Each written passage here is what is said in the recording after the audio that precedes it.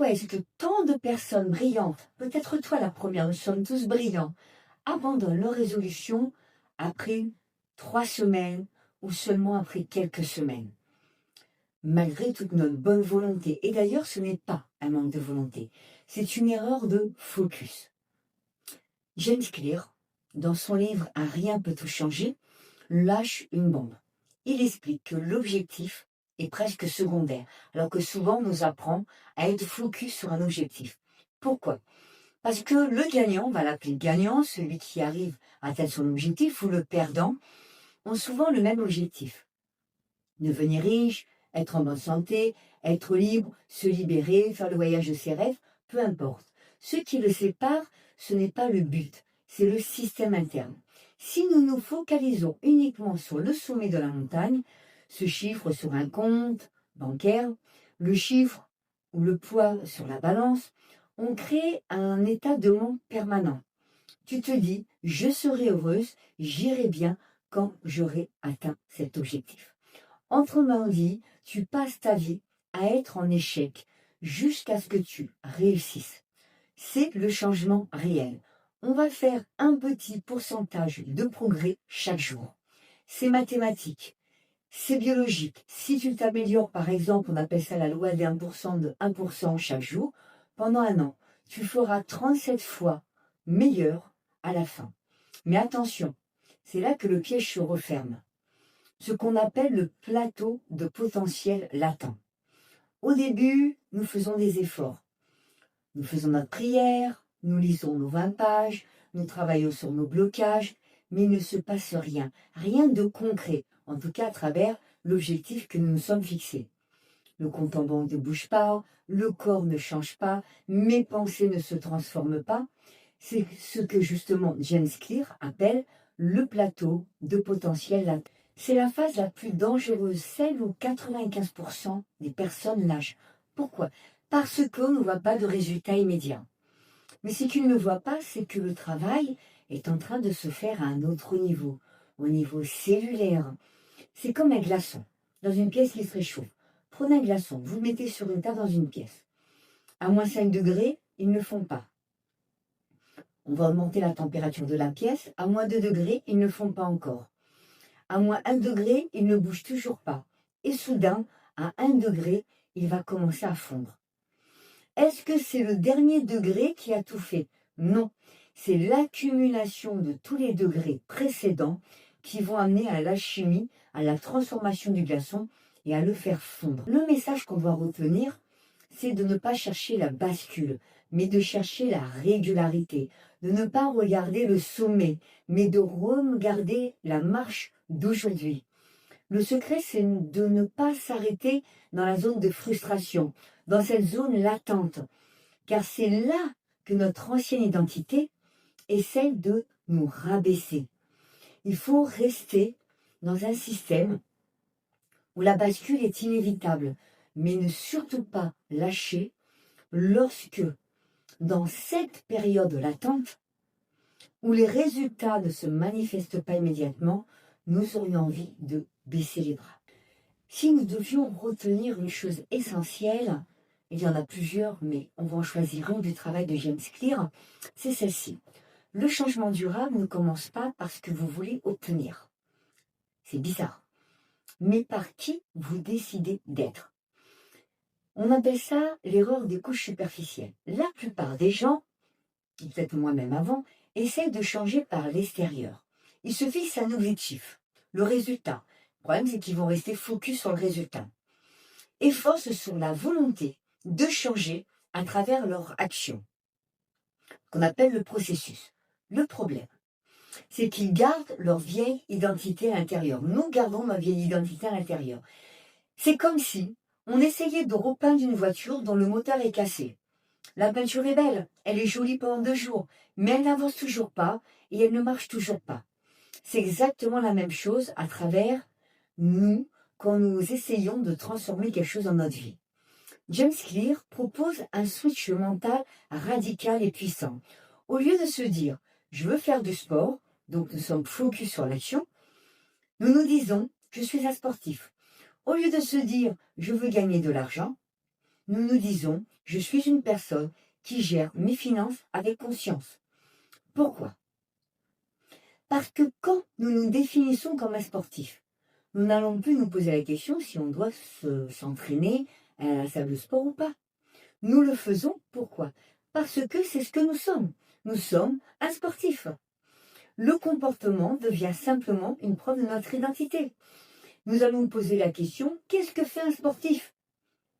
Pour performer, eh bien, il va s'entraîner et nous allons aller nous entraîner. C'est un changement de logiciel interne. Et d'ailleurs, c'est exactement là que ma méthode intervient et prend tout son sens.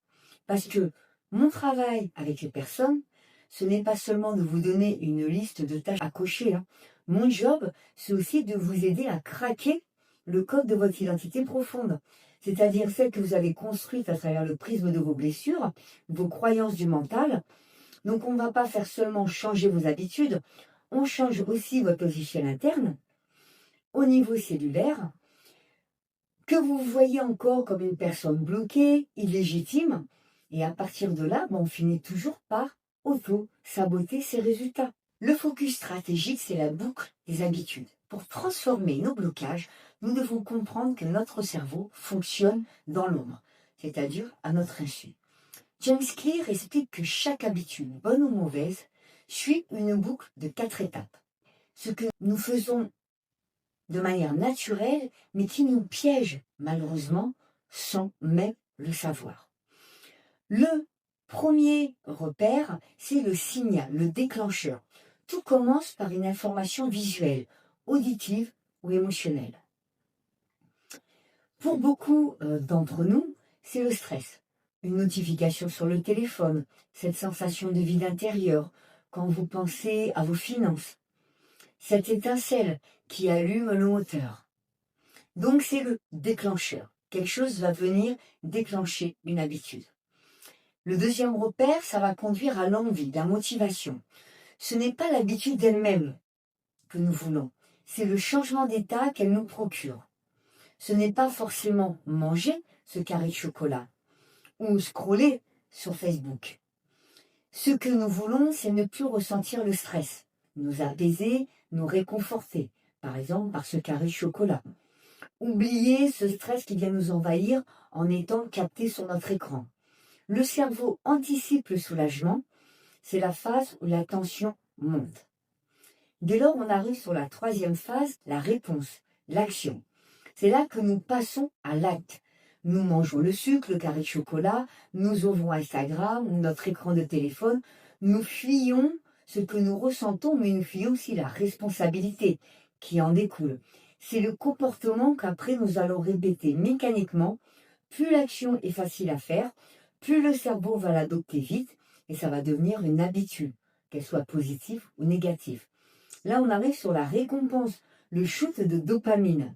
C'est la fin de la boucle.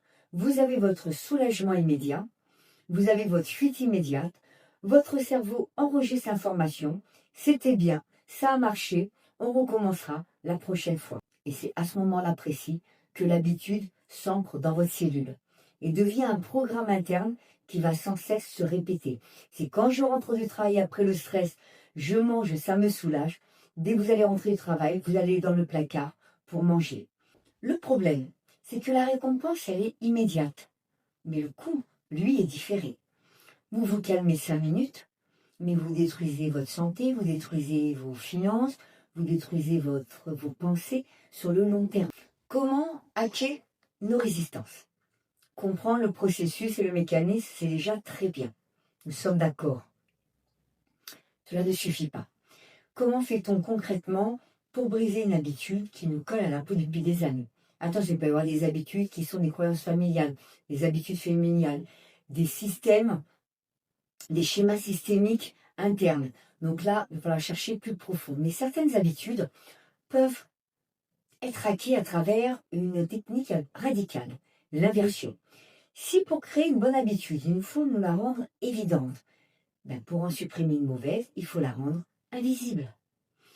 Tout commence par un déclencheur visuel, sensoriel, émotionnel.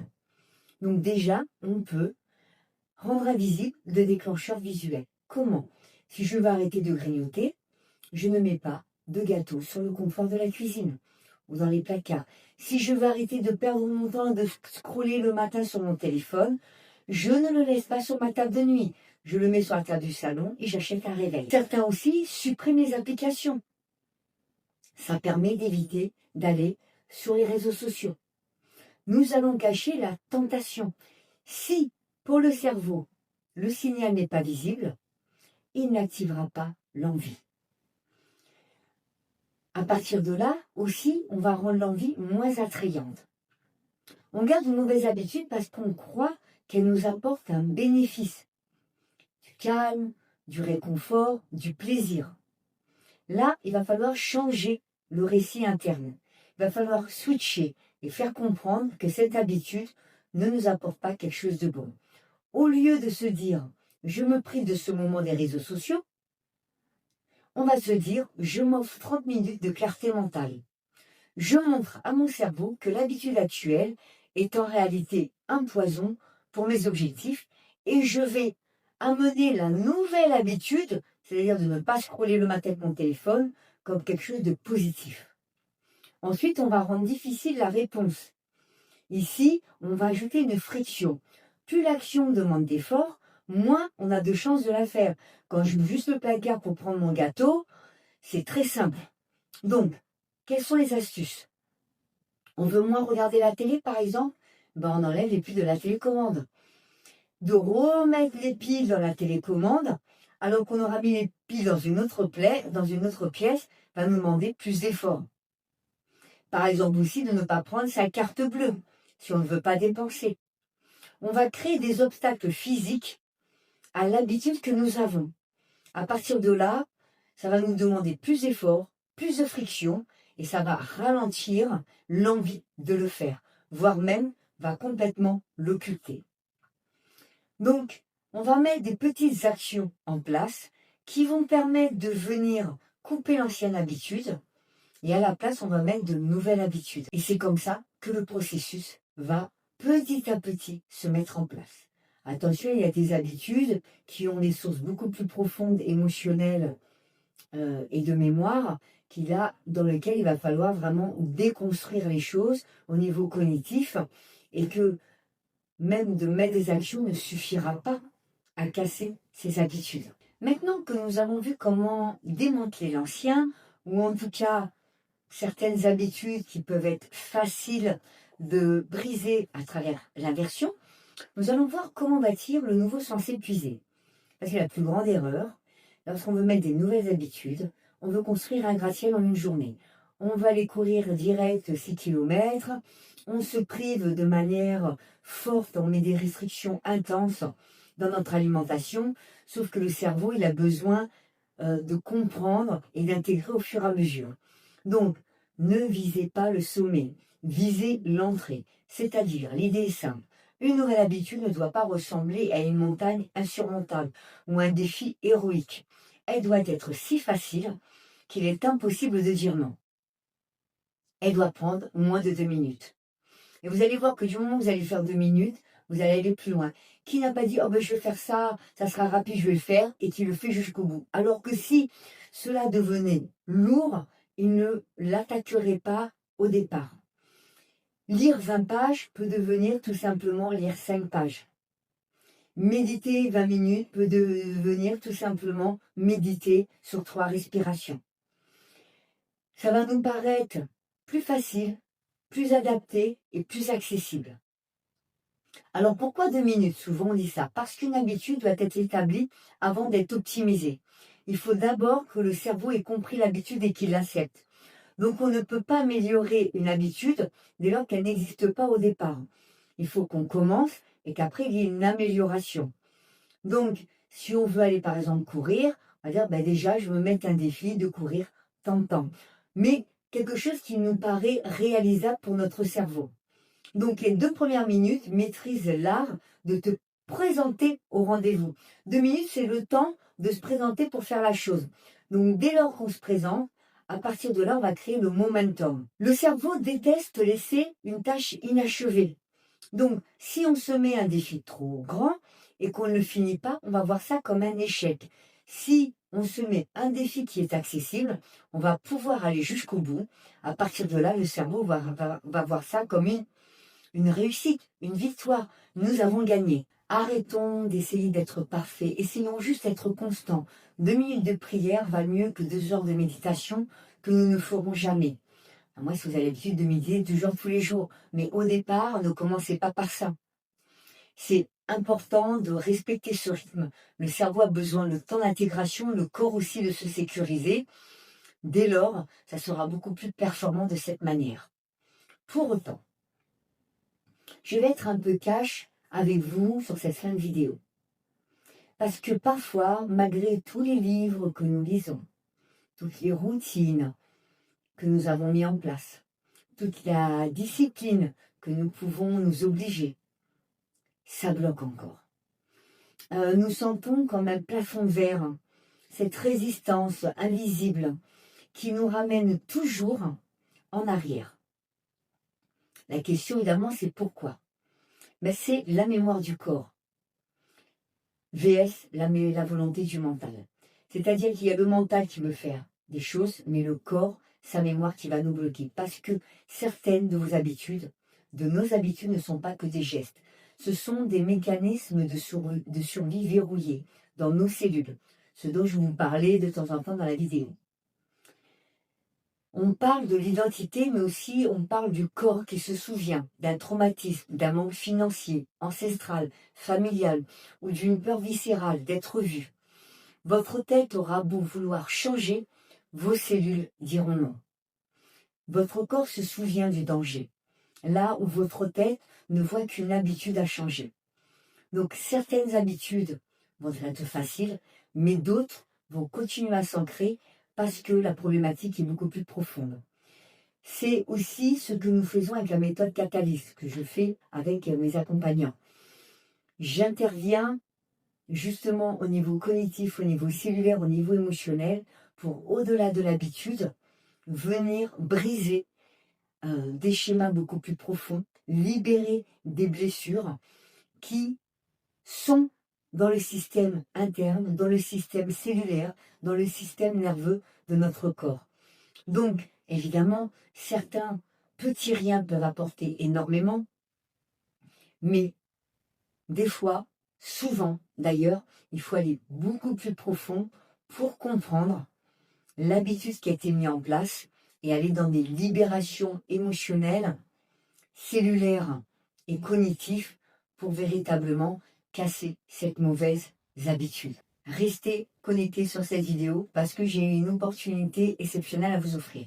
Si justement vous voulez découvrir ma méthode Catalyst, qui est ma méthode d'accompagnement, les piliers avec lesquels j'accompagne les personnes, je vous fais rentrer gratuitement pendant 5 jours dans mon écosystème. 5 jours où vous pouvez profiter de la plateforme, des vidéos, libérer les blocages, comprendre les mécanismes, découvrir nos mémoires profondes, développer son talent, son potentiel, s'aligner avec sa mission de vie. Vous avez plus de 70 vidéos déjà dans l'écosystème. Il y a des lives chaque semaine avec moi, des événements, des masterclass. Vous allez pouvoir profiter de ça gratuitement parce que bien évidemment, cette plateforme où il y a mon accompagnement est payante. Et pendant 5 jours, vous allez pouvoir en profiter gratuitement. Pour cela, c'est simple. Vous avez un petit bulletin à remplir, vous avez le lien en dessous. Vous allez bloquer un créneau de 10 minutes. C'est pour pouvoir avoir vos coordonnées. Je vous contacte après par message, WhatsApp. Si vous n'avez pas WhatsApp, ça sera par texto, mais c'est mieux par WhatsApp. Et c'est moi qui ferai la manipulation pour vous faire rentrer gratuitement, évidemment, dans cet écosystème. Attention, cette offre n'est valable que quelques jours et très peu de jours. Bien évidemment, parce qu'il va y avoir beaucoup de demandes. Donc je me garde aussi un droit de refus sur une entrée.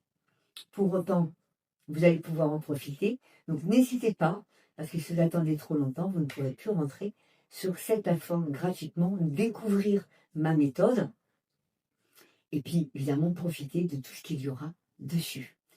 Je vous dis à très vite, j'espère dans l'écosystème, et je vous souhaite une belle journée ou une belle soirée selon à l'heure où vous regarderez cette vidéo. À très vite pour de nouvelles vidéos.